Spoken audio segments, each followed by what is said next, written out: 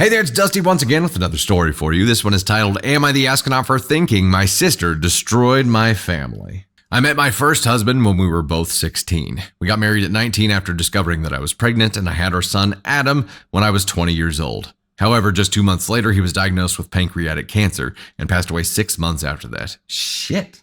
It was the most traumatic experience of my life. One moment, we were a happy new family, and the next, he was taken away from us. I need to mention that my husband came from a well-off family and was the only son of his parents, who had tragically passed away in a car crash a couple of years before we met.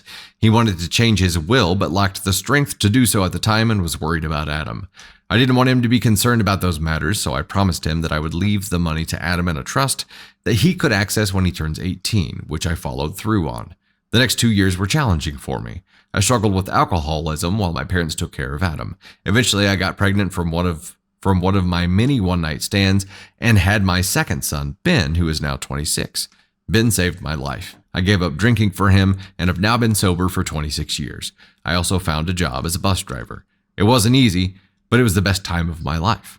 My sons were best friends. We were a close-knit family and I was truly happy. However, everything changed when Adam turned 18. He gained access to the trust, which made our financial situation much more manageable.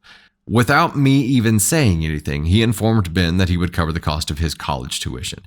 I sat Ben down to explain Adam's late father had left him money, and I would gladly offer him the same support if I could. He said he understood that he wouldn't need it, then asked if he could go to his room, which frustrated me. He is closed off and proud in that regard. He resembles my husband more than Adam ever did. A couple of years ago, he got accepted into medical school, and his brother offered to help him again, but he declined the offer. I thought that perhaps if I took out a loan to assist him, he might appreciate it, but he insisted that he didn't need it. He had applied for some student aid and planned to borrow the rest. No matter what his brother or I said, he wouldn't change his mind. Now, he left that year, and I haven't seen my son since. He chose a college on the other side of the country, and there was never a real argument about it. As time went on, he started to respond to my messages less frequently, offering excuses for why he couldn't come home during the holidays. Eventually, he stopped responding altogether and changed his phone number. I tried to locate him on social media, but I don't think he has any accounts, and I haven't been able to get in touch with him. Wow. God, as a parent, your kid just poof. This year, I ran into an old friend of his. We chatted for a bit, and I learned that they were still in touch. I asked for his phone number, but the friend refused to share it with me. To be honest, I ended up begging a little. Eventually, he offered to give me his email address, but only if I promised never to reveal who provided it. I sent him an email expressing how much I missed him, how eager I was to see him, and how often he was on my mind. Part of me dreamed about him returning and being my son again. For months, I received no response, until a couple of weeks ago. He finally emailed me back, asking me to stop contacting him. He said he was tired of me pretending to love him. He mentioned that his aunt had told him I was the one who left Adam all that money. He had grown up happy and never minded using Adam's clothes and toys because he believed that's all they had. But now he understood that I only cared about Adam. Wait, what? This bizzo rando aunt jumps into the picture, tells him something completely different than the truth, and he just takes it as the gospel and runs? I mean, I don't know. I would want to be having a conversation before just going 100% no contact with somebody, right? I won't go into detail about what he had called me in that email, but I never expected him to feel such hatred toward me. That night, I came very close to having a drink again. It was only thanks to my fantastic sponsor that I didn't relapse. The next day, I called my sister and asked her how she could do this to me and why she was trying to destroy my family. We had a big argument, and she's been trying to contact me for the past week, but I refused to talk to her. Yesterday, her husband messaged me, telling me to stop blaming his wife for my mistakes. He said that I needed to take responsibility for my choice to give everything to my firstborn. He mentioned that if my belief that I did the right thing helped me sleep at night, that was fine, but it wasn't their fault that I had neglected one of my children. I responded to him with a message telling him to go screw himself. I heard from my mother that he left the house after my sister discovered what he had done, and my sister was understandably angry with him. However, I don't care about that. She told my child only half the story, which made him believe that I didn't care about him. I'm not sure I can forgive her for that. She's my best friend, but I wonder if her husband is right. Maybe I did wrong by Ben when I gave his brother his inheritance. Okay, I'm confused. Are both boys from the same dad? I read the words, but I'm missing something here. Well, Candy Thunder, ladies and gentlemen, here to clarify. I saw a lot of I'm confused comments. So no, when Adam was born, his dad passed away shortly after. Dad had a very wealthy family, a lot of money. He had cancer, pancreatic cancer. And so he wanted the money to all be left to Adam, and he couldn't get the will done before he passed away. So all the money went to the mom.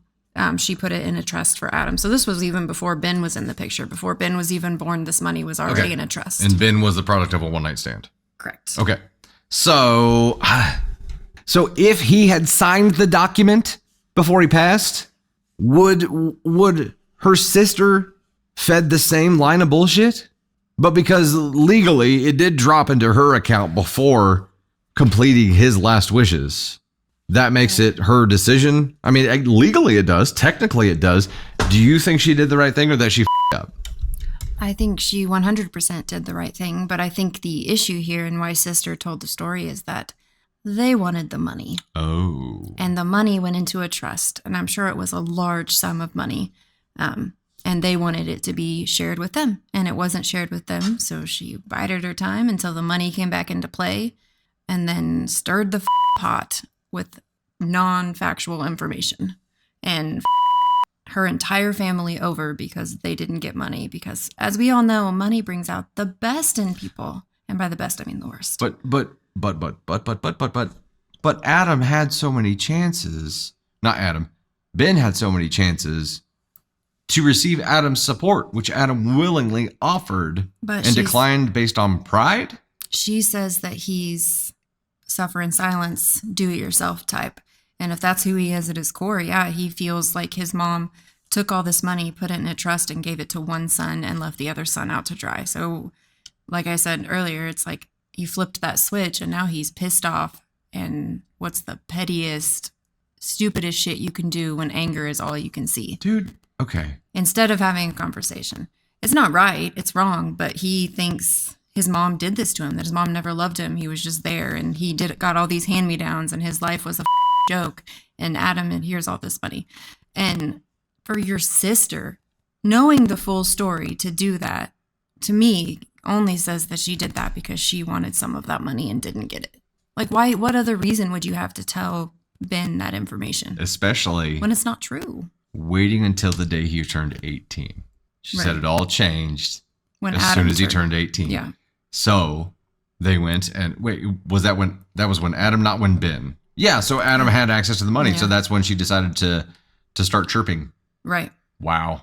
Because the money was back in play. And that's my opinion. I don't know if that's the truth, but that's what it says to me. Why else? And why is the husband being like doubling down? And because they're both pissed because they wanted a piece of the pie and they didn't get it. Because the husband did that without the sister's knowledge. I think the sister knows she f***ed up, but never thought it would get back to her. I don't know, but that's a really harsh way to sever a family, especially your own sister. Do you know like how much willpower and self-control it would have to be like, well, I'll put 75% in. I mean, that's most, right? Right. For this kid. Or yeah, I mean, it's going to be used. I'm just going to use it for the kid to help support the kid. To instantly just be like, nope, I don't trust myself. Trust.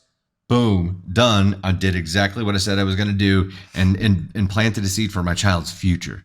And that I did that 100% that. Well, and she didn't know at that time that she was going to have another child. Hell like no. None of that was in play at the moment. What if she has another one now? Like and would that kid now have the same reason to be pissed off? Like, no, she had the willpower of a saint. Right. And then she went off the deep end and she got pregnant accidentally and chose to have the baby and change her life. I don't know. And Ben doesn't want Ben's like, I don't want your pity college fund. He has no idea. He has no clue. And I mean, honestly, like, how do you just say peace to your entire family without a second look on something that somebody else told you? At least get to the bottom of it. At least let that family member have their say too, so that you can walk away from that with knowing the full truth, like with all the details so that you can make an informed decision. I don't know. I think that's shitty to just walk away from your entire life without a second thought. Yep. I mean, if you know something to be factual and you know it's true and you have irrefutable evidence, then make your choice. But in this moment, he did not have that evidence. He had what some other woman told him. Like, at least give your mom the benefit of the doubt if she's always been a good mom to you. The benefit of the doubt to have the decency of a conversation. Right. That's it. That's it. And that's what I think she put it in the trust and then fell off the deep end. Like someone said, had she not put it in the trust, she might have drank it away. Yeah. Yeah, she didn't trust herself. Yeah. Angel dropping the $2 super says, Ben, I don't want your pity college fund. Yeah. Yeah. I mean, I would have. Yeah. I'm fucking still paying on my student loans. My goodness. I don't know. It's just. I hope that mom can clear this up. But again, they've lost I don't she's think lost so much of his life. She might be able to clarify it, but I don't see that relationship being prepared, because even if Ben now is like, oh, I didn't know that, now I understand. He's already stood on like so much of his principles and values and his decision now, and been staunchly like, I am going to be no contact. I was wrong. And he's built his whole life around it, his entire adult life around it. He's made it everything. Like it is who he is. It's his identity. Yeah. And if you take that away, who is he? Well, it's already been, it's going to get taken away because the mom, hopefully she isn't blocked and can respond to that email. Yeah. But I don't know. That would, as a parent, that would destroy me. My child having no answers as to why my child just poof, up and gone, never responds. Like I can't get a hold of them. They changed their phone number, and to have no idea why they did it. And then to find this out, what is it, 6, 7, 8 years later? That she really did destroy that entire family. Yeah. Like she nuked it, the whole thing. And you're right. Money's the only thing that makes sense. Her getting a piece of the pie. That's the only thing that makes sense. Good gravy. So we did an ESH, I think, when we were guessing on this. It is not an ESH. Am I the astronaut for thinking my sister destroyed my family? No. Not just for not thinking it, but for confronting her, for trying to regain control of the narrative. But so much time has passed. I don't know that you're going to be able to recover much. Blah.